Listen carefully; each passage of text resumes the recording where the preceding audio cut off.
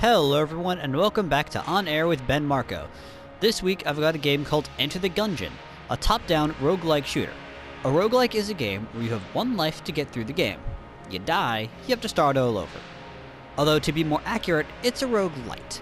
The difference being is that there are things saved between runs and you can introduce new weapons and power-ups into the game, as opposed to a full roguelike which resets everything when you die.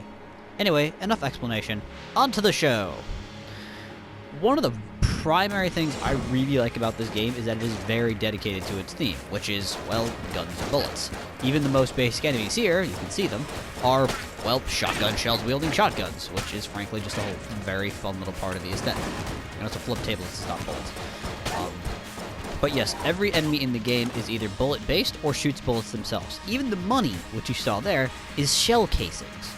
So that's actually just a fun little touch. Also, a lot of the guns that you can get, which I hope to find one in this run for you guys, is a lot of them are really, really funny and actually quite fun to play with.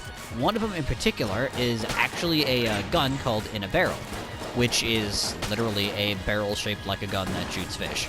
And it's actually really, really fun because it tends to leave water and, you know, fish flopping everywhere on her when you're done fighting.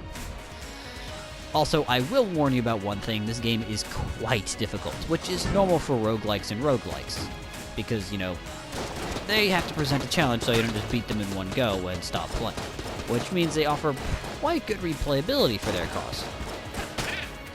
And now, unfortunately, as much as I like the game, I do have to talk about the downsides. It's one weird thing with the difficulty setting is that some of the first floor bosses are actually easier than the second floor bosses, which have been giving me the most trouble. I don't know why that is. I think it might be because you just don't find a lot of guns on the first floor, or it could just be the bosses are mismatched for where they're supposed to be. Either way, they may want to consider moving some of the bosses around. Just a suggestion. Second is that while the game is, again, quite fun, some of the guns are utterly useless. One of them, for example, is a t-shirt cannon. I'll give them points, it fits the theme, but it's not actually all that helpful. It does very low damage, probably around as much as the starter guns, and fires slower. So, I mean, it's a joke weapon that fits the aesthetic, but maybe make it so the joke weapons show up less often so we can have more of a chance, please.